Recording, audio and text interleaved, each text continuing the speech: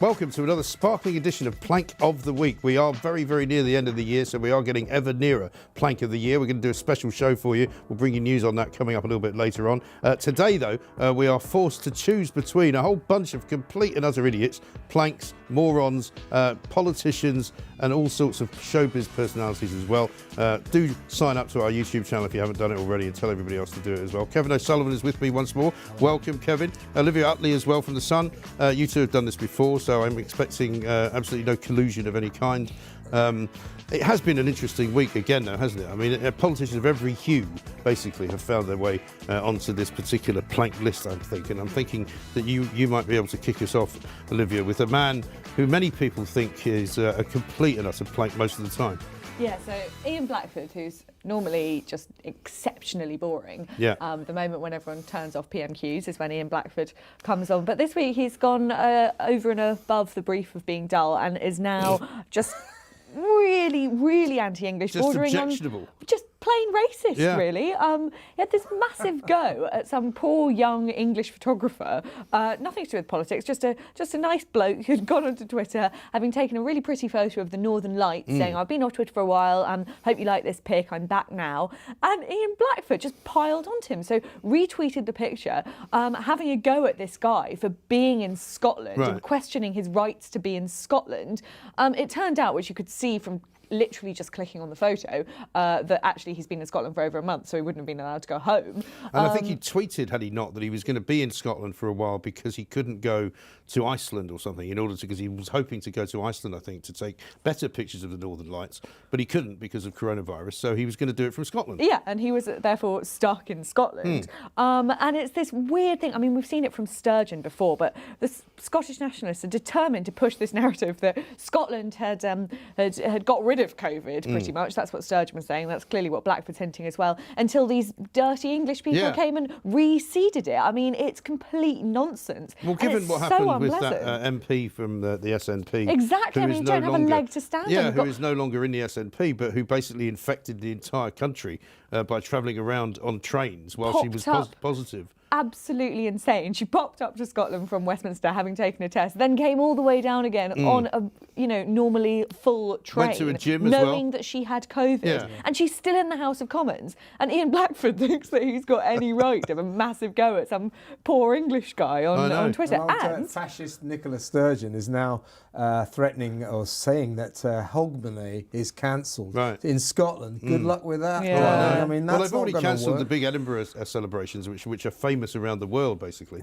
Again, because of course they all happen outside, so we can't be having any of that. But I mean, this is the problem with the SNP, is that they hate the English, but they love anybody from Europe. So they invite everybody, because you can vote, because it's a regional election, for the SNP in May, if you happen to be a European citizen, right? I don't know how that affects next May, but up until now, since we've been in the European Union, because it's not considered to be a national election. So they were absolutely, when I was living there, they loved the idea of bringing all these Europeans over, because they would all not only vote for the SNP for bringing them over, but they'd also vote to remain in the European Union, because they're in the European Union. I mean, it's quite remarkable, really. Yeah, it's ridiculous.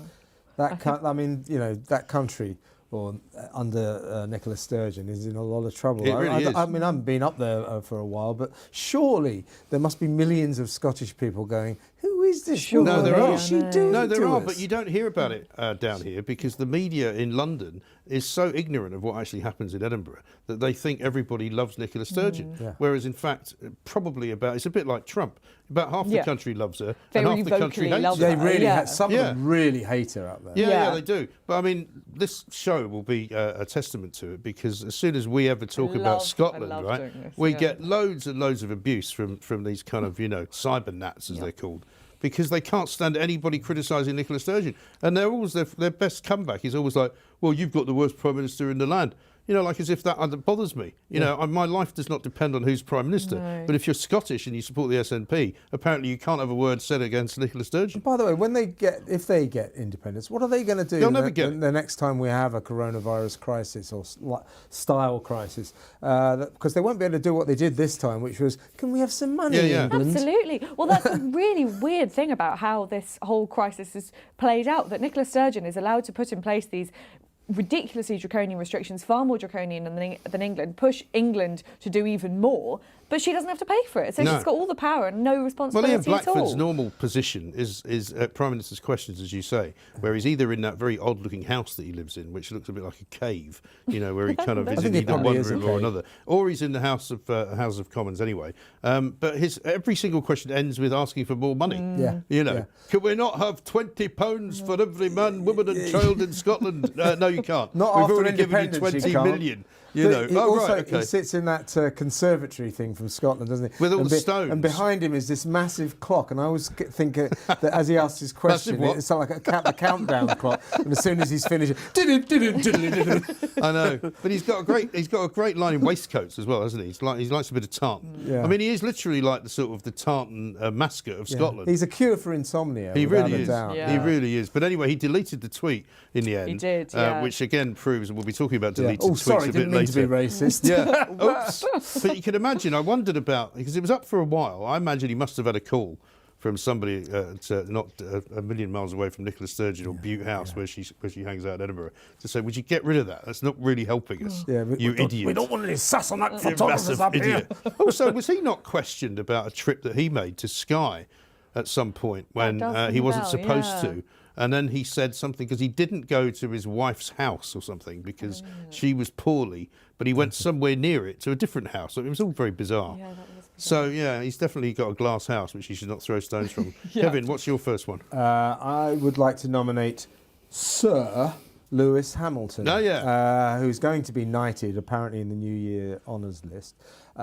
This is a guy who has spent the past year lashing into Britain at every conceivable opportunity, telling us we're racist, we're awful, we're terrible, it's a terrible country, it's full of racists. And in the tradition of Marcus Rashford, who got an MBE, I think, what you have to do to get honours now from this ridiculous government of ours is you have to criticise them. You have to call them awful and terrible and every name under the sun, and they respond by honouring you. So and then the bizarre thing is that they then get stuck with obviously honour Marcus Rashford, and then you have to do what he says, otherwise you're screwed. Exactly. And they didn't seem to see that coming, and presumably the same thing will happen with Lewis Hamilton. Lewis Hamilton, who's become obsessed with Black Lives Matter.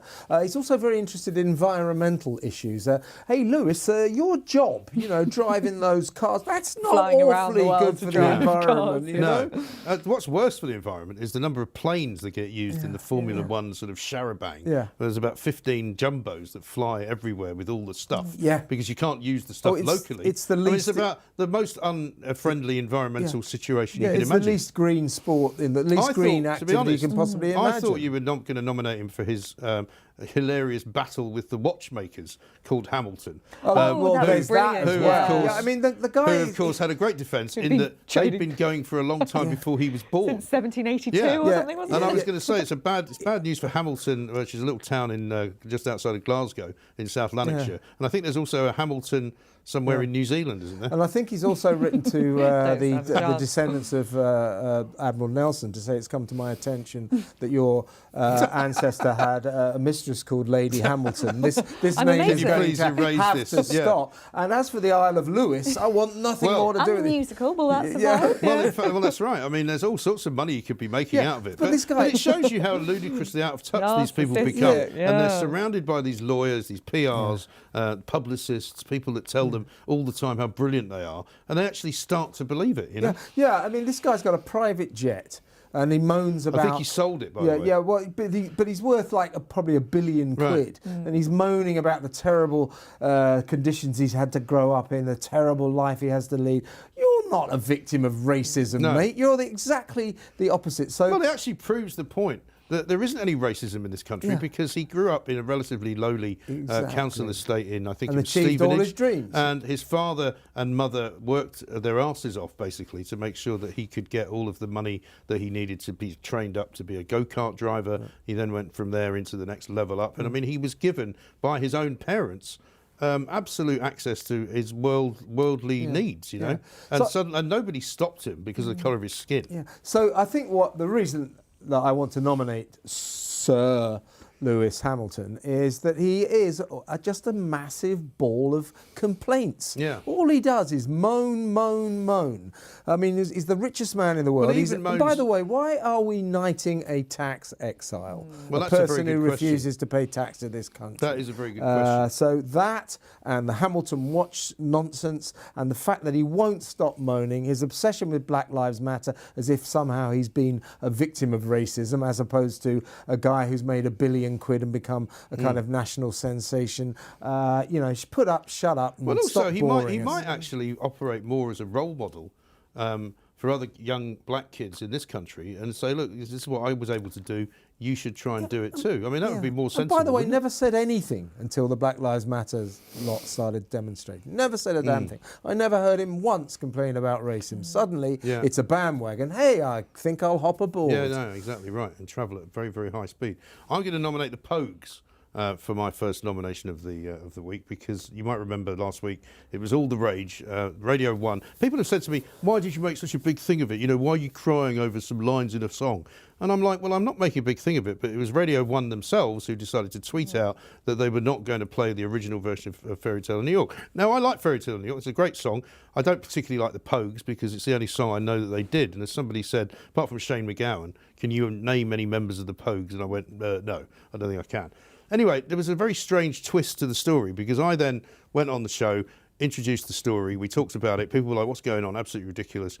But it then turned out, later on in the afternoon, I noticed they were attacking Lawrence Fox, because Lawrence Fox was having a go at the BBC for basically censoring the song. And they came up with this word, which I can't remember, Herrenvolk, which apparently is a Nazi term. He basically called him a Nazi for we don't want your support. Yeah, we don't want your support. You've got the wrong kind of political opinions. I went to check on, see what else they were saying, and it turned out they blocked me as well. So the Pogues had actually blocked me on Twitter, having supported them a few hours earlier, and I just thought, well, that is pretty much a correct summation of the year 2020. So here we are.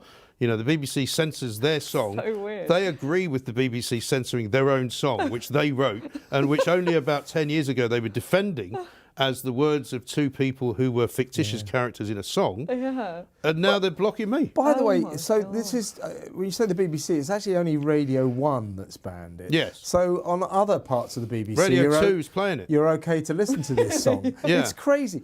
I mean, BBC banning things, it's just in the BBC's DNA. Yeah. People stopped caring about the BBC banning things, I think, around about the time they banned Anarchy in the UK by the Sex Pistols. After that, it's like white noise. No, I mean, I'm more Why concerned. do they do it? Yeah, They but just make I'm not so fools of concerned themselves. in a way about them banning it, but about the fact that they tweeted out that they were banning it, because that was more important. That they needed people to know. Because actually, as somebody pointed out to me, mostly they haven't played the original lyrics of this song on Radio 1 for years. But this year they decided to make a big song and dance about the fact that they're banning it because it's maybe, you know, upsetting to people with gender issues. But it's one of the weird self-destructive things that the BBC does to itself, is this constant round of banning that the whole nation laughs at. As soon as they ban something, everybody starts laughing at the BBC. So I can't, for the life of me, work out why they do this. I know. Except for it's in their DNA. If you look up all the songs that have been banned by the BBC over the years, I mean, it's literally hundreds. It's hundreds. Yeah. But also, I think if you work at the BBC, it's a little bit like working in the civil service. I think you get into this kind of mindset where you think everybody thinks the way that everybody inside the building thinks. And they only thinks. hire people who think in the same way as them to begin with, and they only talk among people who are sort of Blairites. So it comes as a great shock to them when they meet somebody who actually thinks Brexit's quite a good idea. What do you mean? But I've never heard that said. But how does that come about? You know, absolutely extraordinary. What's your number two? My number two is Frances O'Grady, the trade unionist, who is furious at the idea of public sector workers getting a pay freeze. Yes, more austerity. More austerity. She says it's evil. She was absolutely spitting feathers on all the Sunday TV programmes, politics programmes.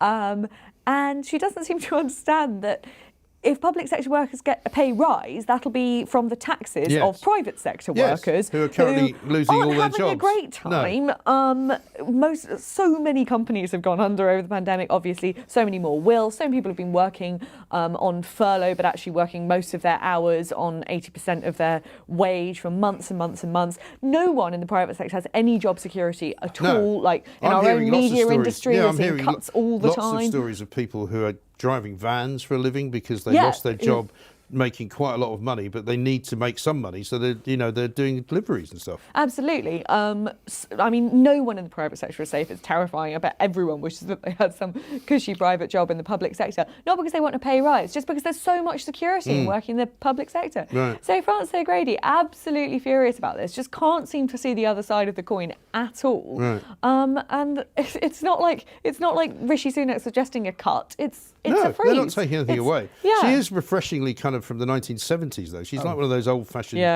Reds under the bed. Well, no, I find it quite quaint, as long as they don't get in charge. They're like Corbyn. They're just stuck in the 1970s. Yeah, exactly. Just haven't thought about the other side. There's a central canard about public sector workers. So the tradition always was, well, they don't get paid that much, but they get very good pensions. That hasn't been true for donkey's years. They now get paid, on average, mostly more than the private sector. Plus, they have these gold cast pensions that are massive, and they're all right now, lots of them because of this crisis, are taking these massive payoffs. Millions and millions of pounds the government is giving to civil servants who are taking payoffs to end their careers at 58 instead of 65. And they've just it's got a disgrace. Yeah, this complete ridiculous security. Like, I speak to so many of my friends are civil servants on the civil service fast stream, and they just pop in, finish at 4. There's some huge drama in their department, and there's some health drama or something. And I've got a friend who works specifically in PPE, and I say, oh, well, what happened? I heard this story is kicking off. She's,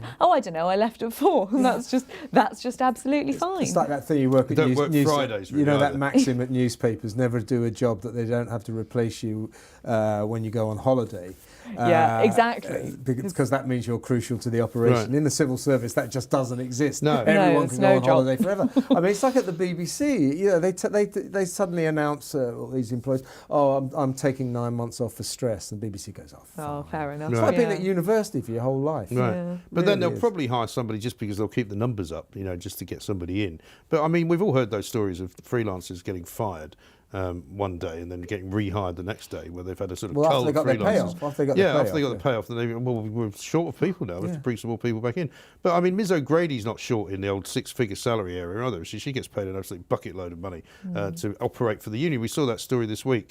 £81 million paid out by the government to union officials so that they can take time off to do union business. So they're going to go at the government. What a cushy number that is. I mean, it's just incredible. And when you look at the Priti Patel story, and that guy who's suing the government, for wrongful dismissal, was making about twice what she's making. Yeah. He's got a pension pot worth about £3 million.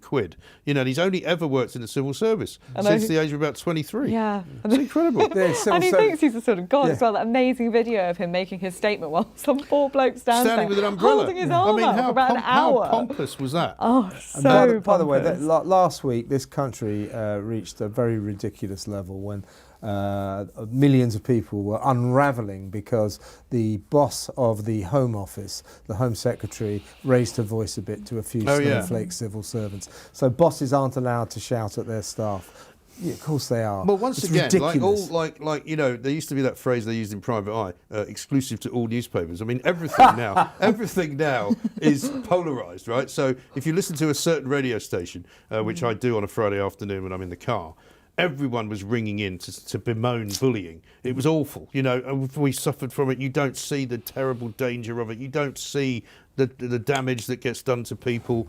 I was bullied to within an inch of my life, and it's just ridiculous, right? Whereas the sensible people who all listen to our radio station, we're actually having to go at the people complaining about bullying, But it's one or the other now. You can't have any kind of sensible conversation about it. Would that be the certain radio station on which one of its senior hosts, presenters, is always accused announced of bullying last night that these vaccines should be and must be mandated? Are you joking? Jesus, that is not good No news. wonder they're losing listeners. They've lost the dressing room. They really have. Yeah, They've gone all woke. People don't like this. This nation is not woke. No, it really isn't. Tell us about your second one, Kevin. Well, funnily enough, seamlessly, it's to do with wokeism. It's the British Library. Yes. Now, cancel culture, we all oppose it. I'm encouraged to see there's a group of MPs who went to see Boris last week and said this has got to stop. But this is a particularly egregious example of cancel culture. The British Library has added to its list of people that must be condemned as beneficiaries of slavery the former poet, late poet laureate Ted Hughes, who died in 1998. But it turns out that 300 years ago, he had an ancestor called Nicholas Ferrar, who had connections to the slave industry. Alongside everybody else. He had an ancestor 300 years ago, and for that he has now been added to the list of people at the British Library who we must be warned about. Now, this will be the same British Library, because I remember a few months back we had them in Plank of the Week because it was announced by the woman who runs it, I can't remember her name, that they were going to do a review.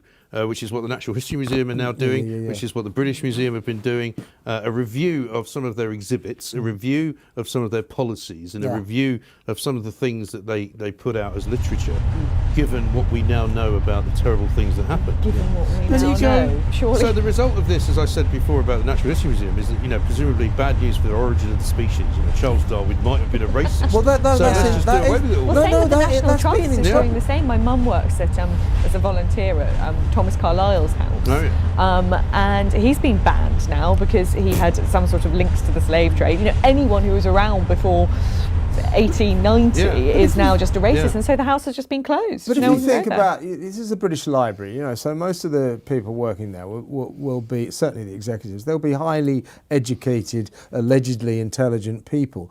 Who is making these decisions? To say a man who died in 1998, a former poet laureate, we have to put him on the blacklist because 300 years ago he had an ancestor who worked in the slave trade. And he refused to declare it. Come on, when he submitted one of his poems, he didn't fail to mention it. Why would you? But it's not even that. It's that they're saying he was a beneficiary of the slave trade. Also, it's just mad. They've all known insane. this for years and years and years. So why this summer could it possibly be? Because there's a big drama about it and everyone's enjoying jumping on the bandwagon. I would have thought in the past that they would not have been bothered by such considerations, because it's utter madness, insanity. It's got to stop. But it's like this whole thing with the Pogues. The decisions are now being made by these people in power in case somebody complains, because nobody will have complained about Ted Hughes. I don't even know what place he holds in the British Library. I don't know whether there's a big, exhibition to him, or whether loads of his works are displayed. I don't know, but nobody's complaining about it. It's like the National Trust, isn't it? That they're going to put signs warning all their exhibits, warning that this person had a sort of loose affiliation to the slave trade. You imagine parents with their kids, don't look, Johnny, put their eyes, so don't look at that. I know. It's ridiculous. It's ridiculous. It really is. Talking about obscuring the truth from people, we're going to get the Department of Health nominated today. After the appalling performance by whoever runs their Twitter account at the weekend, the Daily Mail, in what I thought was a fantastic piece of journalism, actually questioned what the government statistics were and actually laid out quite firmly and quite believably why they thought that the government's information was wrong. They've since been picked up on it by a couple of other people who have been critical of some of the Mail's graphs and some of the Mail statistics, but there's no question that some of the stats that we're being fed by this government are not stand-upable. There are no crises in emergency wards. There are no crises in COVID wards. There is nobody dying of COVID, relatively speaking, under the age of about 80. All of this stuff. But bizarrely, somebody at the Department of Health thought this is a good idea to take on the Daily Mail Saturday afternoon. We'll put out a tweet saying this article is misleading. To which I and a number of other people tweeted them back saying, well, could you please tell us in which parts of it you're saying it's misleading? Because if they'd done that, people might have been a bit more understanding. If they had actually said, look, this graph that they've used is wrong because blah, blah, blah, blah, this thing is wrong because of this, instead of just being sort of mealy-mouthed and going, oh, it's misleading, it's wrong, take it all down, And then, surely enough, by the end of the weekend, the tweet itself had been deleted. Because which presumably why means all these huge companies and government departments hire sort of 21-year-old graduates to make them look cool on social media? You can imagine. We don't have a clue what they're talking about, speaking on behalf of the whole department. It's mad. And also, the thing I don't get is that when I first got into journalism, I would be terrified of doing something like that. It seems now that if you are 21 and put in charge of a social media account, you don't bother checking with the Department of Health before you put out some policy. And they're given total power because they've got the zeitgeist and they look cool, so they can tweet and nobody else like. knows how it works, so you just go ahead. Yeah. But I find it extraordinary that they could do that, because I would imagine, I don't know if this happened, but I could imagine the Daily Mail's lawyers would have started to get a bit heavy with them and say, OK, so if you're going to call our article misleading, then you better prove that, or else we'll see you in court. And they can't prove it because it wasn't misleading, it was true. Well, I then put it back to them. I said, look, if you've now deleted this tweet, could you now explain to us, is that because you now don't think it's misleading, therefore it's true? And we've got no answer from that at all. I mean, but what ridiculous kind of state of affairs for the Department of Health to be so kind of just timid, really. It's almost like, fighting in a school playground, with two 6-year-olds where one of them threatens the other one with his dad. And then in the end, it all comes to nothing. Yeah. It's madness. It's madness. Just ridiculous. So, number 3 for you. Well, leading up to the big one, it's Boris Johnson. Again. I've heard of him. Last week's winner. Well, back again. This is always a contender. This is going to work wonders. Always a contender. This is going to work wonders for his end-of-year tally. We don't know 100% yet, but it sounds like he's quite seriously considering putting London in tier 3. Oh, God, really? Yep, apparently so. Oh, no, Even though we were 2. No, it sounds like there's I want to go out for dinner. High chance that we're going to be in tier 3. Even though cases are really very low in London, have been for a very long time. He's very worried about annoying his northern voters by sort of annexing them and putting them in tier 3 and not London. So he's willing to shut down the capital's entire economy, which seems completely insane. I mean, even Sadiq Khan now thinks that we should be opening up the London economy. I know, my heart was warming. I mean, suddenly I thought, well, hang on, let's not go that far. Has he had some kind of a bang on the head or something? But I mean, this is typical Boris, isn't it? These are the same people who go, well, lockdown's not working, so we're going to make it go for longer to see if it doesn't work for longer. So now, in order to appease the people that you've annoyed, you're going to annoy some more people, so more people will be annoyed. I mean, really? Yeah, exactly. I mean, then all sorts of other reasons as well. I think this is since the last blank of the week. There's all the electric car business. The electric car business, and of course there was his inability to actually manage a Zoom conversation with the House of Commons without completely losing the signal. Also, why is he still in isolation? It's completely mad. That's the other thing. Bursting with antibodies and had his tests shown it's negative. So he's just sitting at home to virtue signal to people. And there's also that weird thing home. that people were saying yesterday, and I don't know how closely you followed this, but I didn't have anything else to do, so I was following it quite closely, where they were saying that in the last Zoom that he did, he kept looking to the side because there was some speculation about, it could be because he's on his own and he can't work out what's gone wrong when he pressed the mute button or something, right? But then there was this dispute about that because it was almost as though somebody was actually in the room with him because he kept looking sort of over there as if somebody was prompting him. So it's this whole new kind of, industry is now growing up. Be greener. Well, there was also another report, right, of her supposedly prompting him in another conversation which he was having with people. She's not where a Tory, you could hear, where you could hear I have her my doubts sort of, about Carrie. well, they say that she is a Tory on the grounds that she's very experienced, on the grounds that she was once in charge of Tory press campaigns. Really? Proper Tories aren't green. No. They're just not. And nobody cares about his stupid green industrial revolution. Well, it's never happening. It'll come to nothing. It's never happening. Of course it'll come to nothing. People, Why is it's he like talking? Peter Hitchens wrote at the weekend, vote Tory, you get Greens. Vote Labour, you get Greens. Vote SNP, you get Greens. Get Lib Dem, you get Green. It is funny for a party that can only manage one MP, the Green Party, and constantly fails at elections, all their policies get taken up by the other parties. It's mad. It really is mad. But then maybe it's because Extinction Rebellion are so good at what they do. It's because... I can't really believe that. Yeah, but Carrie is one of these millennials, who thinks she's a Tory, but she's not. She clearly isn't, because proper Tories would not be investing all this energy in a ludicrous thing called the Green... She went for my job and she didn't get it. Yes, I know. I heard about that. Too thick. Yes, that was a really interesting piece of information which I didn't know about. But also, if you look at her family upbringing, she is the epitome of her dad was that guy Matthew Simmons, who helped found the Independent, right? And nothing against the Independent, but I mean that pretty much tells you where they are politically as a family. Very wealthy, sort of home counties, lefties, Remainers, probably, although she would now say she voted for Brexit.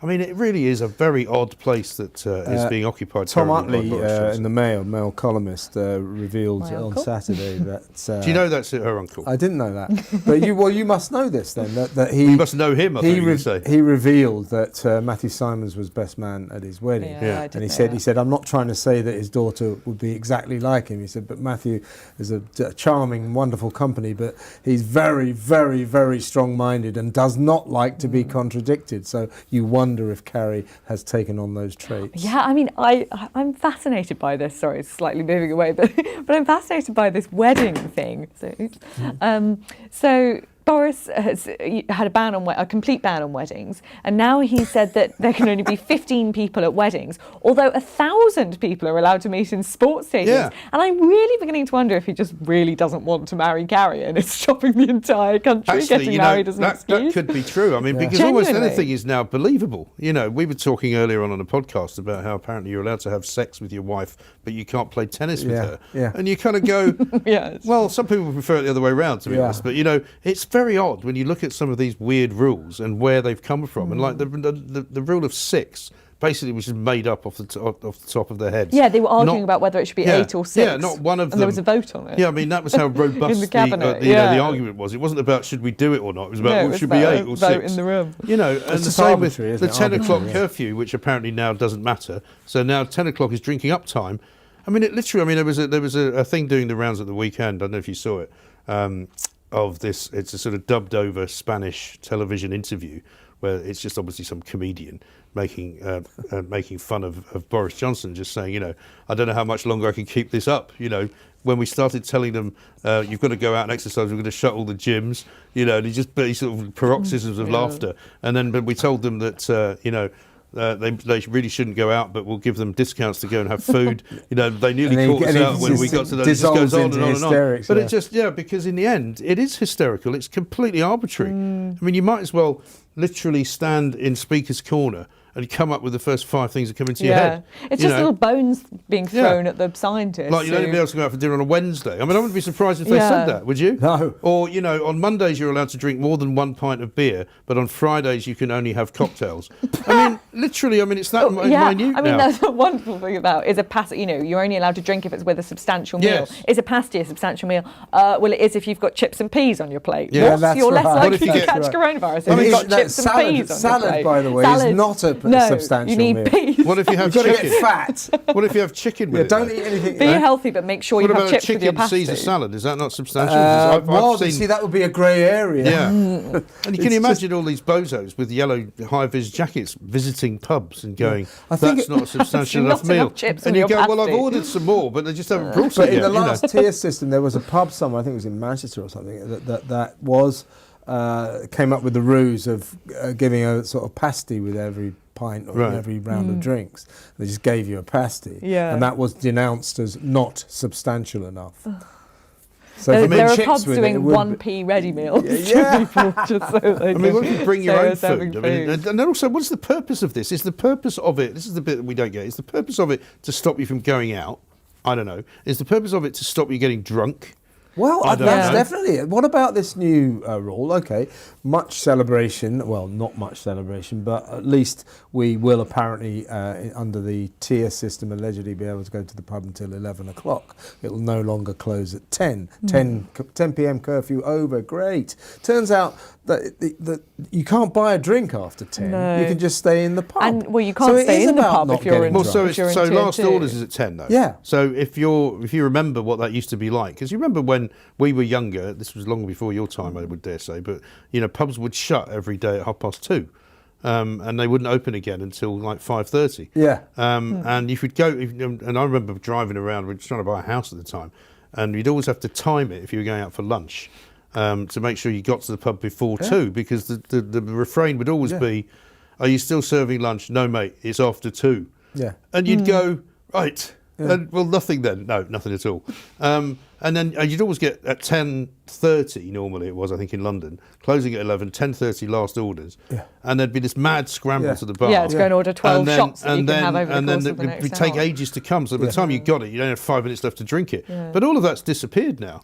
But now suddenly you get an hour to drink up from the 10 o'clock last order. So people obviously just order as many pints as they possibly can and drink them over the course of the hour and end up drunker than they would have been. Sure, but if you think about it, that can only be aimed at trying to make sure people don't get drunk, don't get too... Yeah, but they can't do that because in Britain, as I've said many times, we will always find a way to get drunk. Yeah, but that's what it's aimed at. We will always find a way to drink in public. Yeah. We will always... I mean, there was people over at Borough Market last week drinking out of pint glasses, plastic pint glasses, because they'd taken some beer from somewhere, takeaway beer, put it into like a big milk container, and we're just pouring out pints to each other. And I'm like, this is what makes Britain great, you know? They're so happy to see it. Yeah, you're right. They'll never stop Brits drinking, but they're trying to.